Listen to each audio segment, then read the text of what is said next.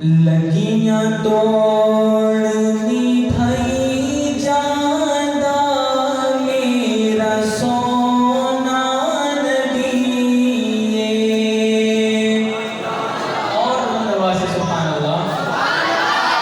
لگیاں توڑنی بھائی جانا میرا سونا نبی لگیاں توڑنی بھائی جانا میرا سونا نبی مندیاں نو گلے لئی جانا میرا سونا نبی مندیاں نو گلے لئی جانا میرا سونا نبی رب نے دتیاں اونچیاں شاناں رب نے دتیاں اونچیاں شاناں گونگیاں نو جیڑا دیوے زباناں آپ تو ہم سے بیٹھتے ہیں شور کر رہے ہیں رب نے دتیاں اونچیاں شاناں گونگیاں نو جیڑا دیوے زباناں گونگیاں نو جیڑا دیوے زباناں پتھرانوں کلمے پڑھائی جانا میرا سونا نبی اور محبت سے سبحان اللہ ہمارے بہت محترم مولانا ابو ایوب قاضی صاحب دامت برکاتہم علیہ پتھرانوں کلمے پڑھائی جانا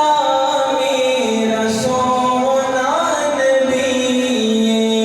مندیانوں گل نال لئی جانا میرا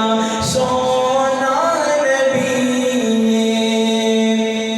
آقا دی انگلی دا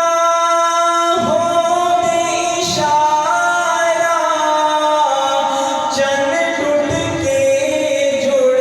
جاوے دوبارہ آقا دی انگلی دا ہووے اشارہ آقا دی انگلی دا ہووے اشارہ چن ٹوٹ کے جڑ جاوے دوبارہ گئے سورج نو واپس بھولیں جانا میرا سونا نبی اور محبت سے سبحان اللہ گئے سورج نو واپس بھولیں جانا میرا سونا نبی مندیانوں گل نال لئی جانا میرا سونا نبی اور بہت پیارا شعر ہم اپنے آقا صلی اللہ علیہ وسلم کی میٹھی میٹھی سنتیں تو یاد رکھتے ہیں غزوہ خندق کا موقع ہے اور صحابہ پیارے آقا کے پاس آ کر عرض کرتے ہیں یا رسول اللہ صلی اللہ علیہ وسلم بھوک کی وجہ سے پیٹ پر پتھر باندھا ہوا ہے تو پیارے آقا صلی اللہ علیہ وسلم اپنا دامن مبارک اٹھا کر فرماتے ہیں میں نے تم سے زیادہ باندھے پھر اسی دوران حضرت جابر رضی اللہ تعالیٰ عنہ عرض کرتے ہیں یا رسول اللہ صلی اللہ علیہ وسلم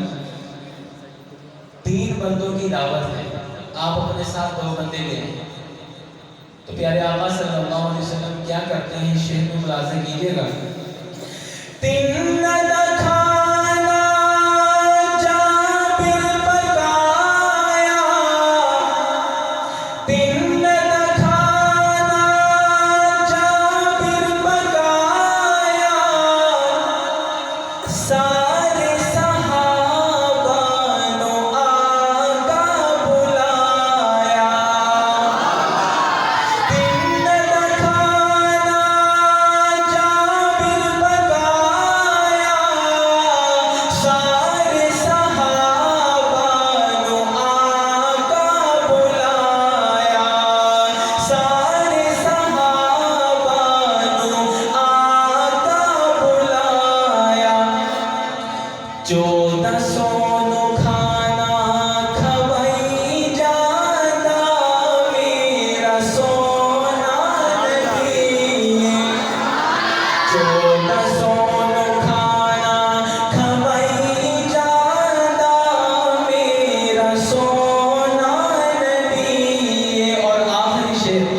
ہماری نسبت ہمارے آقا کے ساتھ ہے، اس کی لاج رکھیں۔